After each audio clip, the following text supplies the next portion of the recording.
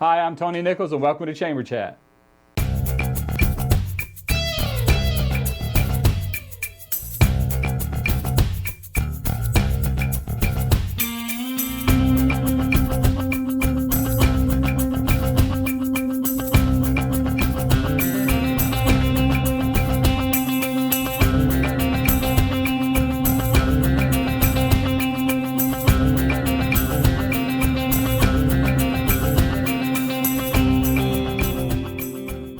Hi, and welcome to this edition of Chamber Chat, a program put together by the Salisbury Area Chamber of Commerce to keep you informed on what's going on in your chamber and in your community. Joining us now is Jodie Edwards with the Village at Harbor Pointe. Welcome to Chamber Chat. Hi, thank you, Tony. The Village at Harbor Pointe. That is, I think if you're from Salisbury, everybody knows at least that they've heard of this place. Yes. But it's an assisted living facility. Mm-hmm. Correct. And you're here to talk about really what that is. Correct. What is an assisted living facility? It's an assisted living facility. We also do independent living as well. Assisted living is living with assistance, pretty much. It's kind of the first step as we get older. We may, have a home that we've, built our whole life on, and it may just, be time to kind of let that go. Sure. We're kind of tired, Right. Taking care of our home, and it's just something that we're ready to relax. Right. So you can come and stay in an assisted living facility, and we're kind of in the background as your security. So we, the independent living as well, where you can come and stay, and there's actually on-site nursing staff and an on-site facility in case something were to happen. And also maintenance takes care of everything for you, your landscaping, anything that happens in the home that you're in. I want that now. I know, so do I. Well, this tends to be a family decision many times. Correct. So there have to be a lot of things that come into consideration when you're choosing an assisted living facility. Yes. What would some of those be? You really want to, it's an important decision. Sure. It really depends on your personality and your lifestyle and what you're looking for. There's all different types of assisted living facilities. There's large ones, there's small ones, there's ones that have a lot of activities, there's ones that may have minimal activities, and that's really depending on what kind of lifestyle you want to live. And I know when I help some families looking for that, I'm very open about that, because it's a very important decision, because it's kind of where you're starting to spend the rest of your days, and it's important in your lifestyle. There have to be perceptions out there that they're one way, and when in fact they are polar opposite. What are some of those misconceptions that people might have about assisted living or independent living situations? I think everybody puts it in one, like nursing home. When they hear assisted living, independent, they just all of a sudden they go right to nursing home, and that's really not what assisted and independent living is. And we strive to keep those independent for as long as possible. It's almost like an apartment complex. They have their own mailbox, as an apartment complex would have. They have their own privacy. They have the ability, if they need help, it's there. Right. But we're not. It's totally different than what people expect. Talking about totally different, over the years, everyone, post 45, I'll say.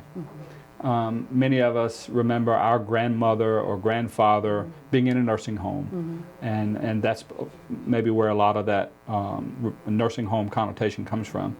But how have assisted living communities changed over the years? How have they changed over the years? Yeah. They've become... What's different today than 20 years ago? There's been a lot of regulations placed. Okay. Especially on the skilled nursing facilities. In 1987, the Omnibus Act was put into play to make sure that residents in facilities had rights. And that also went into assisted living facilities as well.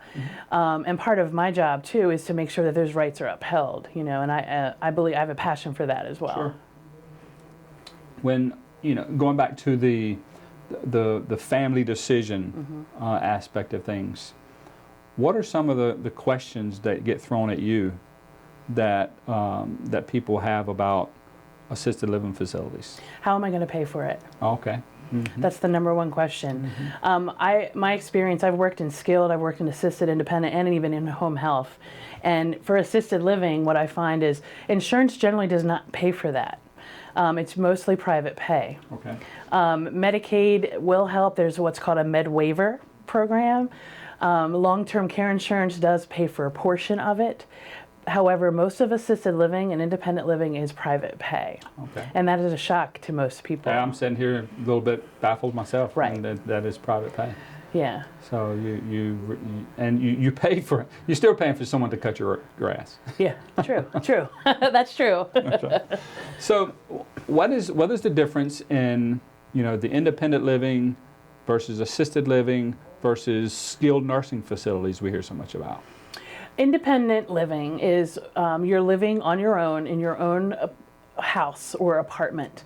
And really, I know in my experience, they have pendants. So if something were to happen, if they were to fall or something came up, they would hit the pendant, and actually the facility responds to that, assesses the situation. But that's pretty much where it ends, except for the maintenance. Whereas assisted, it's in the facility. You may have med management. So a CNA or CMT may come and give you your meds, certain types of things like that. You're fed. There's a dining hall. You get 3 meals a day, and you can choose between 1, 2, or 3 meals a day. You're a part of activities. You can go out on trips and things of that nature, but you can be as involved and as not involved as you'd like. Whereas skilled is more, you're in a facility, you have a skilled need, though you have nurses 24/7, CNAs giving you care, helping you shower, and things of that nature. Gotcha. So why would people then choose, maybe some of the reasons why someone would choose an assisted living facility and some of the benefits behind that? Again, it gives them a lot of freedom. They're not constantly worrying about who's going to fix this, who's going to cut the grass. It gives their children or their family a lot of, they feel a lot safer knowing that the mom and dad are maybe in a safer place rather than being at home alone. Some families live out in the middle of nowhere, so now they're with other people.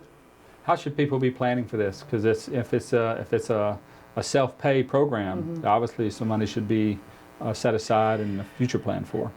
Everyone really should start looking at this now. I mean, I should start looking at this now. Long-term care insurance, setting up retirement funds. It's something that really should be looked at when you're younger. So how do you get started in this process? So if I have a loved one or someone's watching that has a loved one, well, how do they get the ball rolling? They would just, depending on their need. A lot of people, it's an immediate need, so they start right then, and that's really the wrong way to go. When you start to reach, a certain age, you just kind of want to go out there and you want to tour facilities, you want to ask questions, call any of the facilities in your area. They give tours, talk to the director of admissions. I'm more than welcome to talk to anyone about anything and give my advice in any way that I can help, whether it's my facility, any other facility in the area. So it's like buying a house or buying a car or anything else. Right. It's a big decision. You're going to shop and you're going to make your decisions based on the information you've given and make the best choice for yourself. Yeah, it's a very personal decision. Sure. Anything else we should know? I think that's all. Jodie Edwards, the Village at Harbor Point. Thanks so much for being on Chamber Chat. Thank you so much for having me. We'd like to give you the opportunity now to take a look at the upcoming events with the Salisbury Area Chamber of Commerce.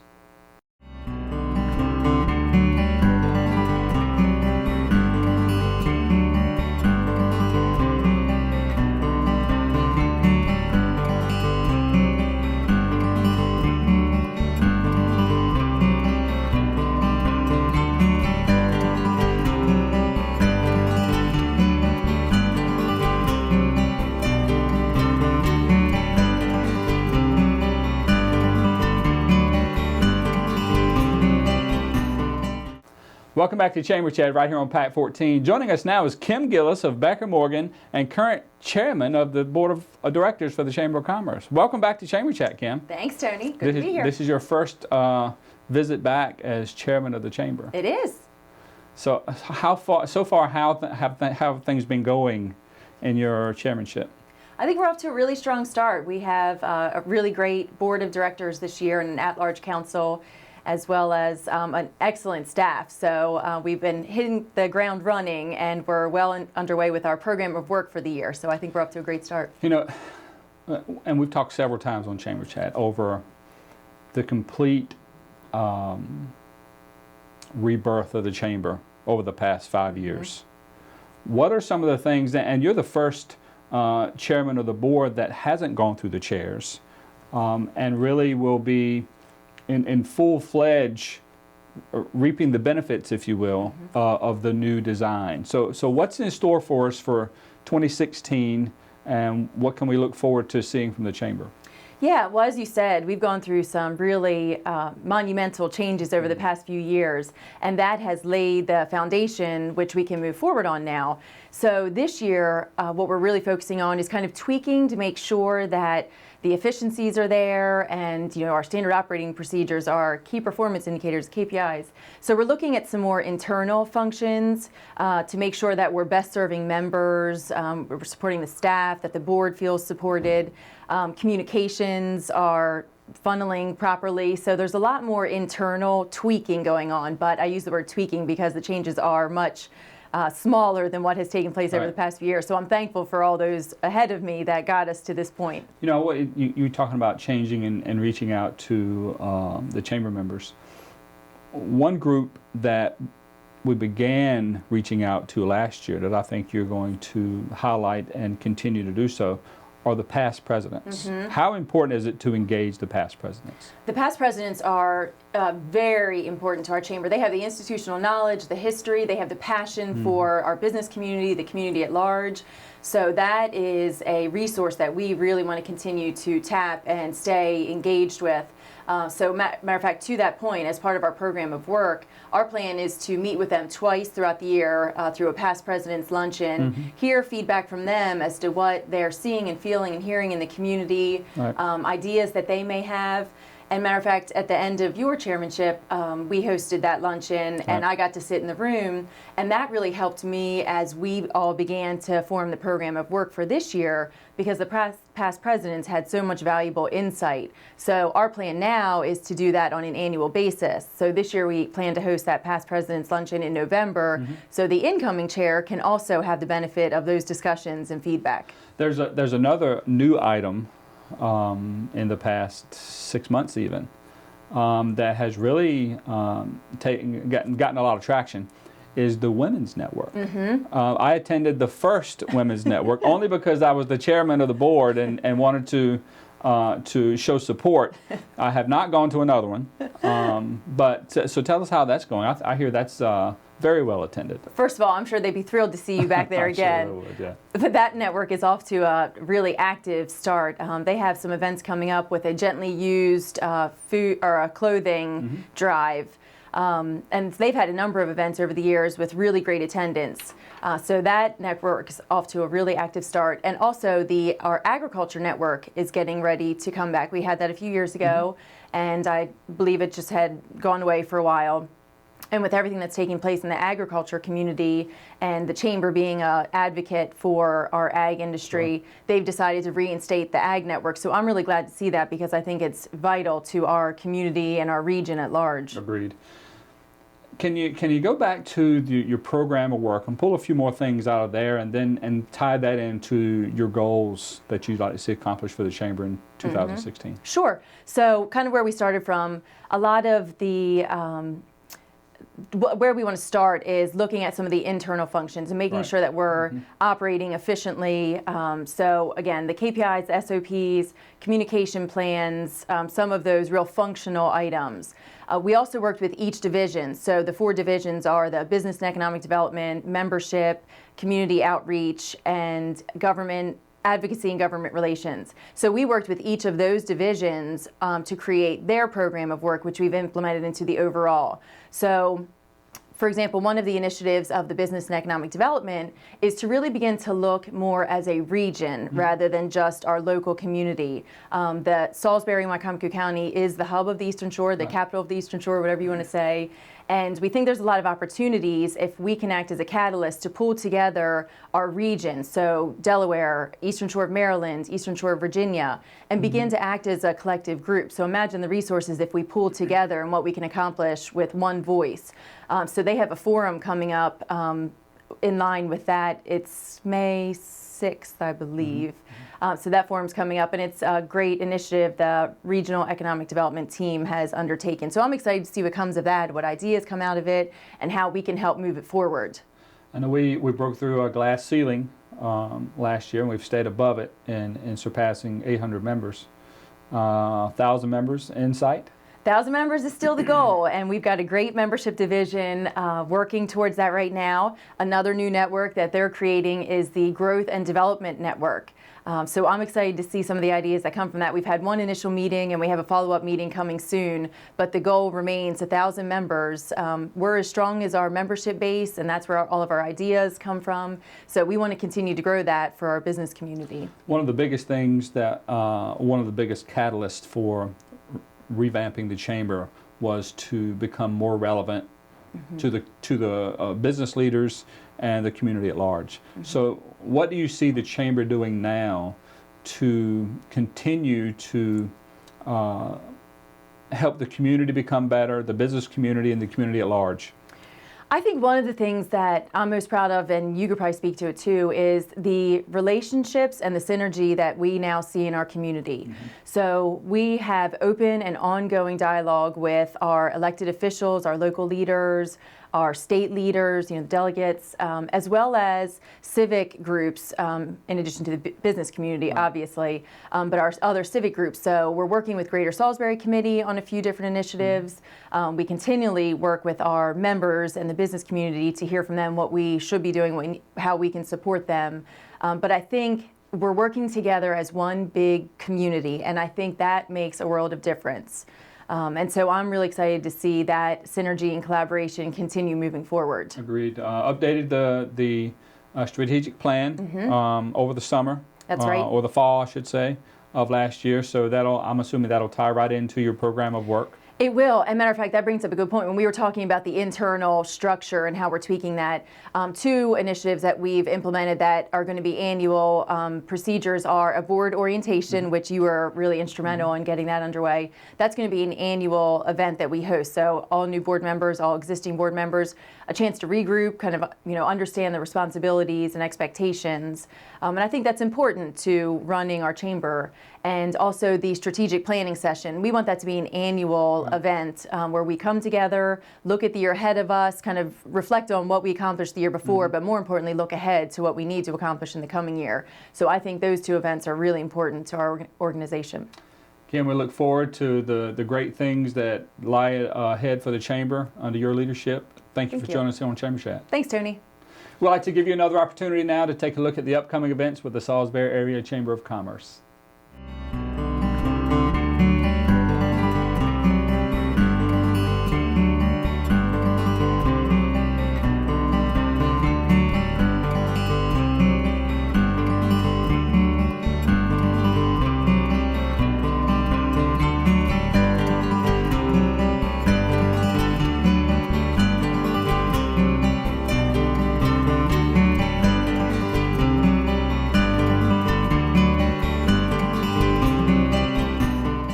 Welcome back to Chamber Chat right here on PAC 14. Joining us now is Greg Bassett with the Salisbury Independent. Welcome to Chamber Chat. Thanks, Tony.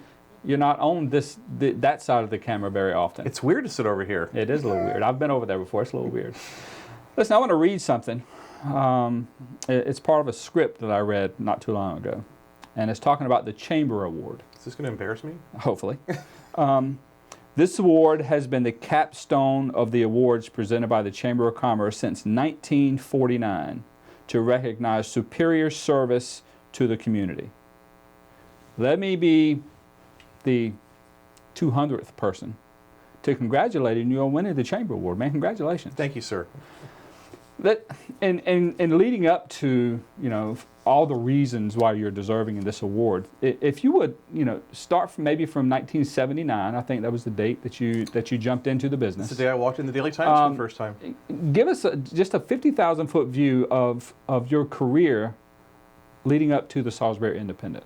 It's simple for me because growing up, the newspaper was the focus of everything in my family and of the community. Okay. So you go to church on Sunday, everyone's talking about what's in the paper, from Dick Tracy, the comic, to how hard the crossword puzzle is. That was part of culture, yeah. It was the content of the paper was what we all talked about. Sure. And at dinner time, we'd sit there and we'd talk about the news of the day and what had been in the paper. And I just knew that if I wanted to be, not a player so much, but being really involved in my community, if I could have some sort of a role at a newspaper, then I would really be able to make a difference in my community. So that's how it all started. Sure. But I just love newspapers, always have. So that led to you ultimately being named the editor and going through that process. And the editor of many papers oftentimes is not held in the highest esteem. No. And you probably experienced a little bit of that. Oh, absolutely. But, leading up to the Salisbury Independent birth, I've heard you now on several different occasions make a statement about what you would tell people that really came at you as the editor of the Daily Times, and then what people compliment you on about the Salisbury Independent. What was the paradigm shift, and what was the statement at the same time? But there was obviously a paradigm shift. It's amazing. The example I used the other night, it's when you have people who are angry at you, it's good to learn how to disarm people. I've always done that with self-deprecating humor. Usually in a newspaper, people have this idea there's a conspiracy meeting every morning and we're going to decide who we're going to go get. They don't understand that usually it's just incompetence more than conspiracy. Right. That a newspaper, the staff can't even agree what kind of pizza to order on election night, let alone who we're going to go defame in the community that day or what evil we're going to construct. But people, this thing comes into their homes, they read it, they care about it a lot, they want it to be right, they want it to reflect their views and their values, they want it to reflect the community that they see. So when you try to disarm people and they're angry, I used to say that the line I would do that would make people be quiet was, okay, well, a newspaper is only as good as the community it serves. And the goal there was to put them in their place. Not to put them in place, but just get them to stop Well, right. Well, that's the same. Okay. arguing. Yeah. So they would go, oh, okay, our community's not very good, so our paper's not very good, Right. so okay, that explains it. And it's a horrible, horrible thing to have to say to people. It's just, it shows how pathetic the situation could be that you would say that. So now when people come up to me and they tell me how much they love the newspaper, my redemption is to say, well, newspaper's only as good as the community it serves. And I kind of tear up when I do that because I'm so proud to be able to have that opportunity to make it up. But at the same time, if they like the paper, it's because if the paper's doing its job, reflecting the community, then they're going to like their community. And that's the key. Passion or the idea of being a part of the community, you just said that's what drove and pushed you into the newspaper industry. I didn't know you then. I wasn't here then. But what I see in the start of the Salisbury Independent and the time that I've known you is almost a rebirth of that passion focused in a different direction. Right. It's the stuff that we used to do in the old days in newspapers that made newspapers matter. I read a little history column for the Salisbury Independent. I didn't think anyone was reading it. It's actually like the third most popular thing on our website. People love to read this little history column. And they used to have a socials column in every day. And it would be like Mr. and Mrs. Smith went to visit their son at college over the weekend. Stuff like that. And I'm just mesmerized by that because that's the kind of news that we all talk about. It's the stuff that we talk about at the Giant and over the back fence. It's the stuff that really makes a community. And I would like to be able to do that kind of newspapering in what I do. And as the metros, the bigger papers have lost space and staffing, they can't do that anymore. And people are more disconnected. They don't seem to care that much about those things, Right. so we're told. But by putting the awards in the paper, in the Salisbury Independent, kid makes Eagle Scout, you put his picture in his Right. paper, in the paper, that's refrigerator news. They clip it out, they hang it up, they That's put it right. in a scrapbook. It means something, it documents their life, and that's what papers did for so long. They don't do it anymore, and it's just a tragedy. I think it pulls the community apart instead of bringing it together. Oh, agreed. You stole you stole a little bit of my thunder and didn't even know it. I was going to ask you about the history piece that you do that I Yeah. hear so many, and read myself, Right. I hear so many people talking about. I was going to say, what are some of your favorite pieces to write in the paper? And then, does that does that line up with what your readers are seeing as their favorites? Well, when I started the paper, I would do some things just to have filler because we weren't selling ads yet. So I would kind of create content that I could position each week and not have to worry about. So the history column was one of those things, and I enjoy it because I like going back and reading about my community. I love that. The news quiz is incredibly popular. I'm so tired of writing the news quiz each week, but people love it and they call it and they want to argue with me about the answers. It anchors a place in our paper. They love that. So I love doing the news quiz to a degree. I love doing the history column. But I love when I have a room to write. The Q&As that we did, accidentally a smart move on my part because I was able to sit down with newsmakers, introduce myself, ask them questions that I always wanted to ask them, put it in the paper, and then when they got reaction from the public, they realized that the newspaper had some credibility. People say, hey, I saw it in the Independent. So sort of the newsmakers in the community got to know me, got to know the paper through that. And it's a great feature. It's a lot of work. As we've sold more ads, I'm not having the Q&A in as much. Right. I'm going to try to have it in twice a month now. I just had one with Chris Bitters from Delmarva Shorebirds. But I'm going to get that thing ramped up again because people really miss it. I didn't know how much they missed it or how much they read it until it wasn't there, and then they told me how much they missed it. So I really enjoy those Q&A features. You have a very familiar staff. Yes. It seems that even pre-Salisbury Independent, I think that speaks to who you are as a person, you know, both personally and professionally. Right. To have a staff come with you to the Salisbury Independent. What would you like to say about your staff? Well, they're people that I've worked with for years. Todd Dudek and I went to junior college together down in your turf, down at Chowan College in historic Murfreesboro, North Carolina. That's where I first met Todd.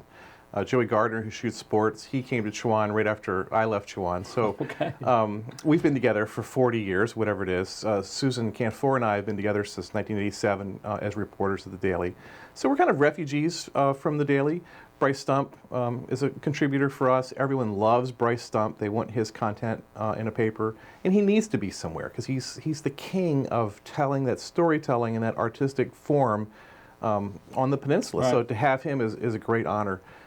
So I'm lucky to have some of the refugees from the Daily and other people in the community who have always said that they wanted to work somehow in a newspaper, and it's been terrific. Linda Dyer, her history column, never knew Linda, loved reading her history stuff. Very good. Well, you heard it right here on Chamber Chat. You just heard it.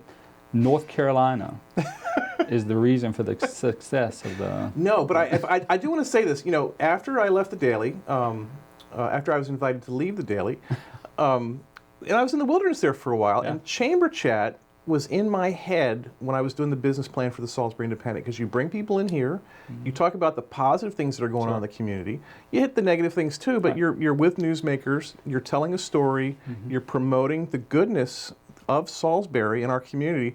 I was really inspired by this show and really inspired by your contribution to the Chamber through that, and that's just a fact. It was the kind of thing that I was like, we can build a paper around what Tony does on Chamber Chat. That's very cool. That's very, very flattering for you to say that. You're not getting a check, but it's true. I mean, you were doing this, you made it cool before I did, and I'm just feeding off of what you did in terms of giving back to the community. So I really appreciate Chamber Chat. We appreciate you. Thank you. Anything else you'd like to share?